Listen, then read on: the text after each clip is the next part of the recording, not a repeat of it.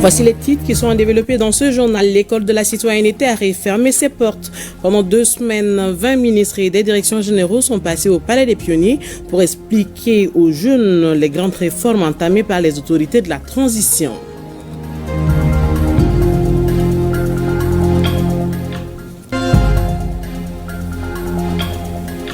Manassou, la nuit des récits, 3e édition, est une initiative de l'artiste-conteur Kibili Demba Kouyaté.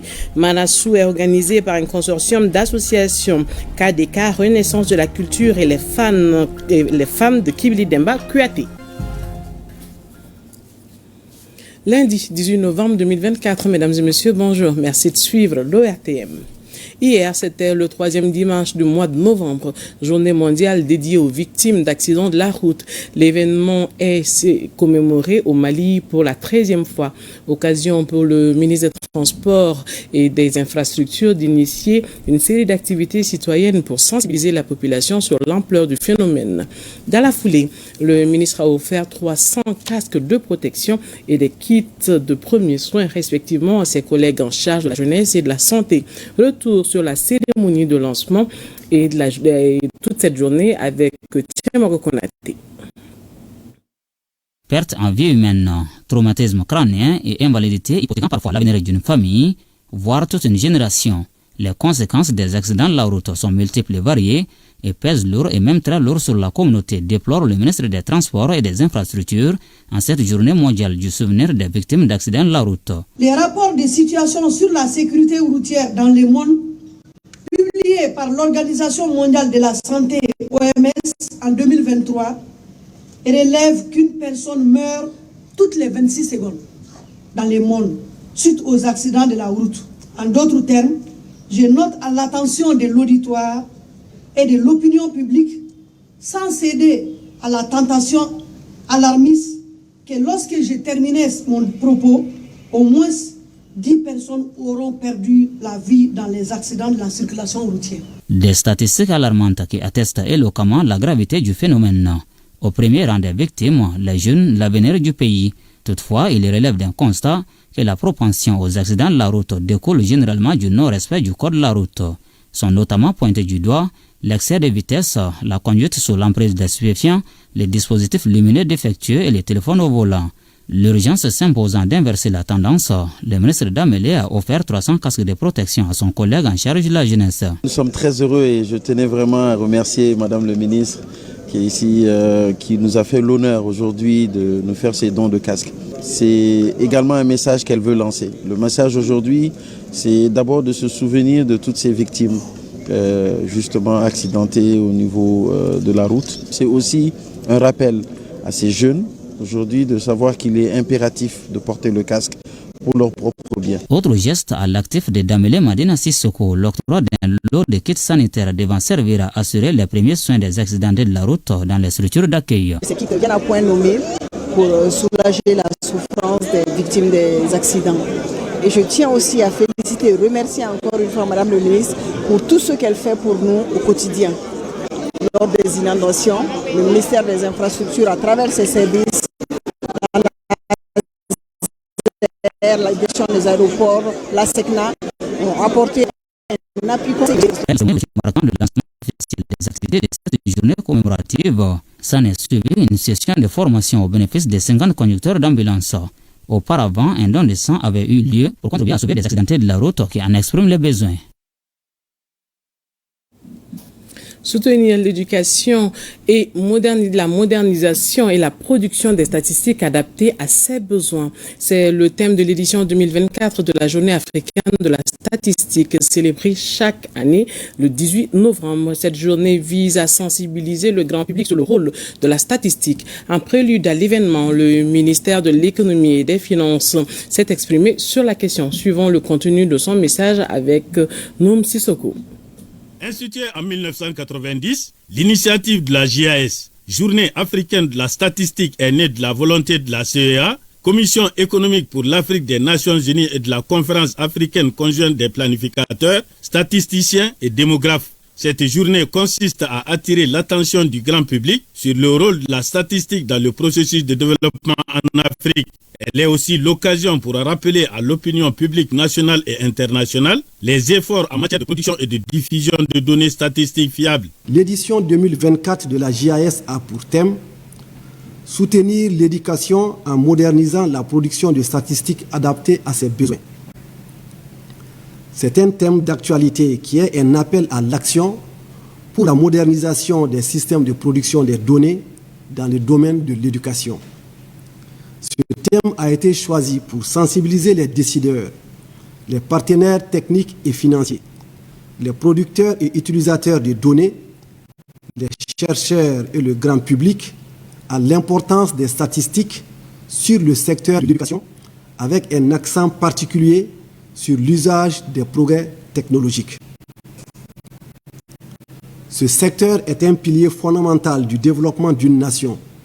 Il est le levier par lequel nous pouvons bâtir des communautés résilientes, des économies prospères et des individus épanouis. Les statistiques de l'éducation sont la base sur laquelle nous pouvons évaluer, comprendre et améliorer notre système éducatif. Chaque donnée recueillie nous aide à saisir les dynamiques en jeu dans les écoles, à évaluer la réussite de nos élèves, à cerner les besoins des enseignants et à adapter nos politiques pour mieux servir chaque enfant. Dans un monde numérique où les nouvelles technologies, l'intelligence artificielle et le big data permettent des analyses plus fiables et rapides, notre production statistique doit évoluer et s'adapter aux besoins et attentes de la population, selon le ministre de l'Économie et des Finances. En modernisant nos outils et nos méthodes de collecte de données, nous pouvons non seulement améliorer la qualité de l'information que nous produisons, mais aussi l'adapter en temps réel pour qu'elle soit toujours utile et fiable. Les efforts conjugués du gouvernement de la République et des partenaires internationaux tendent à répondre de manière adéquate aux demandes de données découlant des objectifs de développement durable ODD à l'horizon 2030 de l'agenda 2063, l'Afrique que nous voulons, de l'Union africaine, ainsi que de la stratégie nationale de développement du Mali intitulée Vision Mali 2063 en cours de finalisation. Le ministre Sanou salue les acteurs du système statistique national et tous les partenaires du secteur pour les efforts dans la mise à disposition d'indicateurs pertinents, indispensables à la conduite des politiques publiques. C'était donc le message du ministre de l'Économie et des Finances.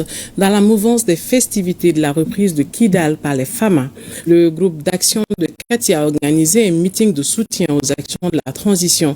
Il s'agit pour la population de Kati à travers ce meeting de dire merci à la transition pour les efforts consentis en faveur du peuple malien.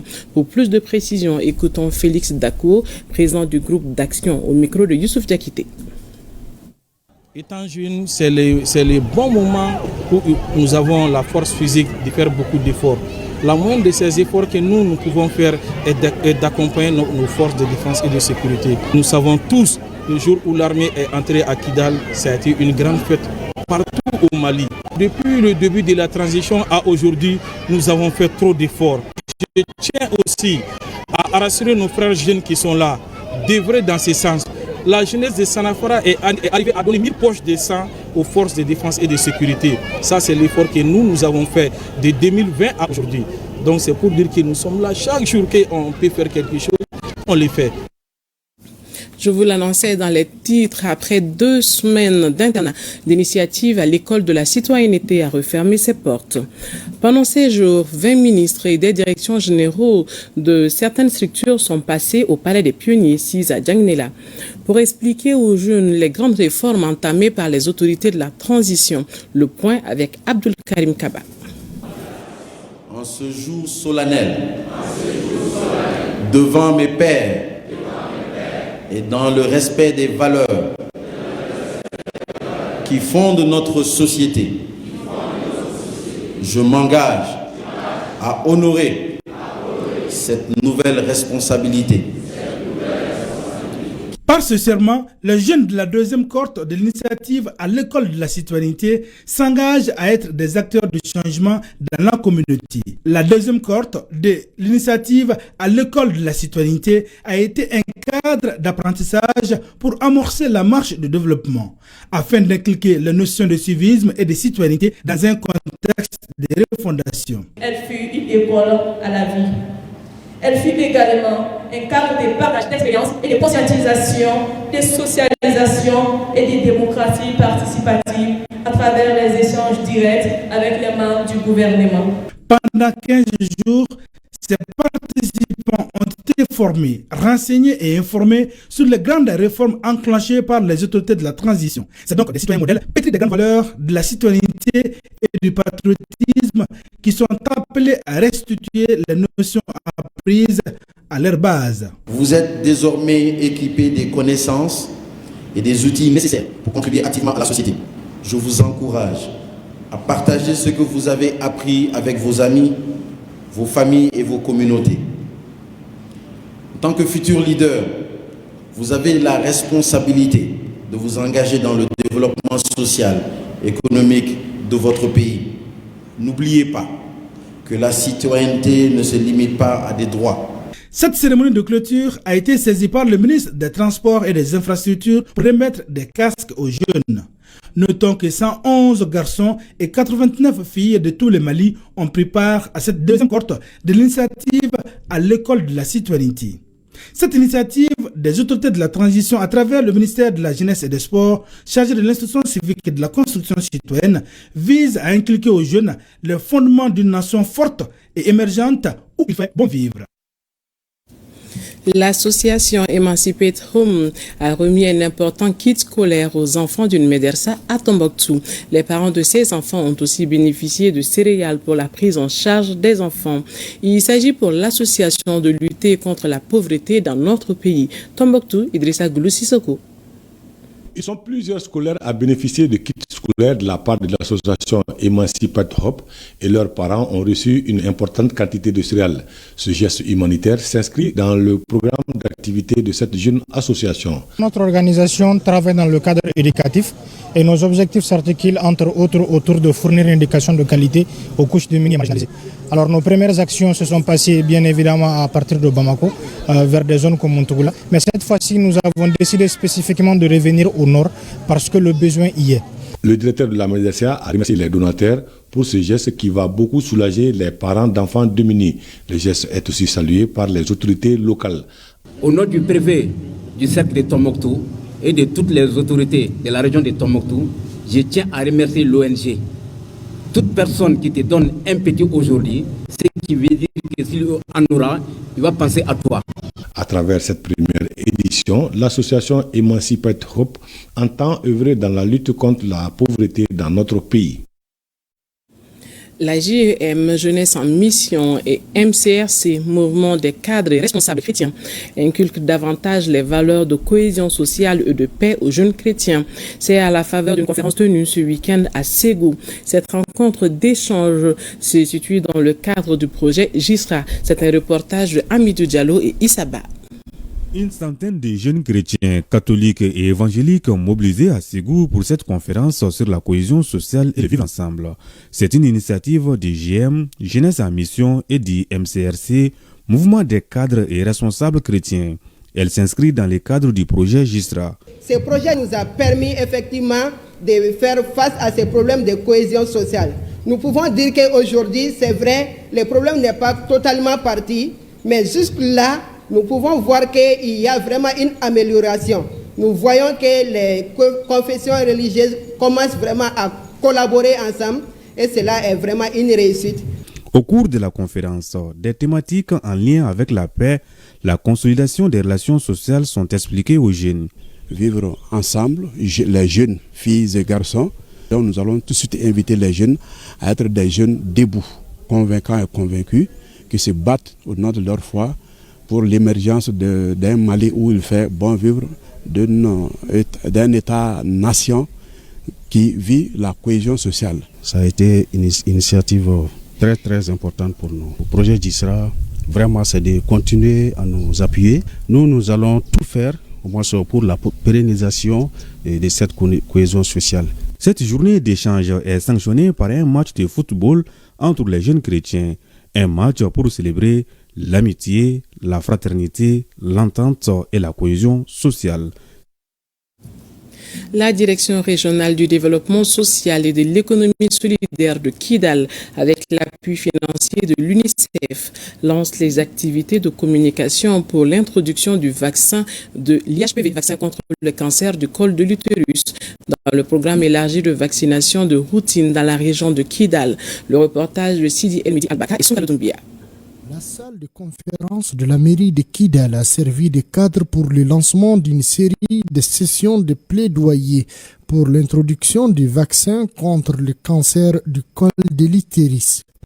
Le cancer du col de l'utérus est la deuxième forme de cancer la plus répandue chez les femmes vivant dans les régions moins développées. Il s'agit de former, d'informer et de communiquer avec les leaders religieux, les chefs des associations, d'organisations féminines, pour que vous, à votre tour, vous puissiez informer vos sœurs, vos filles, concernant une maladie très grave. Informer et sensibiliser 80% des leaders religieux, communautaires, le relais, le groupement de femmes, de jeunes et les journalistes à tous les niveaux sur l'importance de l'introduction de ces vaccins contre le cancer du col de l'utérus sont entre autres les objectifs de cette session. Cela donne toute l'importance que le gouvernement du Mali, avec l'accompagnement de ses partenaires, a voulu vraiment organiser ces sessions d'orientation à l'intention des leaders communautaires et même également à l'intention des enseignants de l'académie pour les orienter afin que les jeunes filles âgées de 10 ans puissent faire la vaccination contre le cancer de l'utérus dans notre région. L'accès à des vaccins efficaces pour prévenir le cancer du col de l'utérus est une mesure importante pour réduire les maladies et les décès évitables par la vaccination. Manassou, la nuit des récits, 3e édition, est une initiative de l'artiste-conteur Kibili Demba Kouyaté. Cette soirée colorée en son et lumière était couplée à la sortie de son album, son tout premier album intitulé Yabara. Manassou est organisé par un consortium d'associations KDK, Renaissance de la culture et les fans de Kibili Demba Kouyaté. Reportage Ibrahim Kaoukonaté et Adama Traoré. Pour l'artiste Kibili Demba Kouyaté, cette soirée de récit permet de valoriser son style musical dénommé Manassou. Mana, c'est notre culture depuis hier jusqu'à aujourd'hui. Mana, on écoute des Mana, il y a beaucoup de conseils dedans. On ne peut pas trouver la paix sans Mana. On ne peut pas trouver l'éducation sans Mana. Mana, c'est notre culture. On a trouvé ça grâce à Alma Miba et beaucoup de plein de personnes maintenant, ils sont vieilles.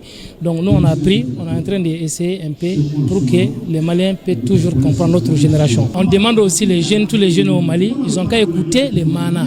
Il y a plein de choses dedans. Très engagé en faveur de la paix à travers sa musique, Kibili Demba Kouyaté a créé ce cadre de rencontre entre lui, ses fans et ses Djatigou. La soirée se passe très bien parce qu'il est en train de conter des histoires que la majorité d'entre nous ignorons. Donc nous apprenons de l'histoire de nos ancêtres, de notre propre culture que nous ignorons. Ici, nous disons que nous sommes à l'école. On apprend l'histoire avec Kibili Demba Kouyaté. Moi, je pense que c'est une soirée qui mérite vraiment d'exister. Vous savez, la salle est remplie. Tout le monde est en train d'apprendre de belles choses ici. C'est une très belle soirée, on passe de bons moments.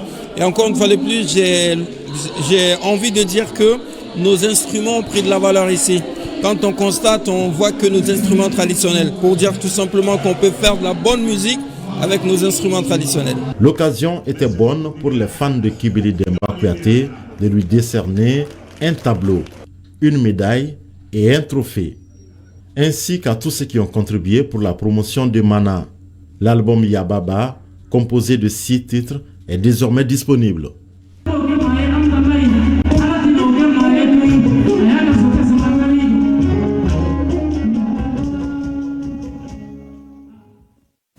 C'est la fin de ce journal. Merci de l'avoir suivi. À demain, plaise à Dieu.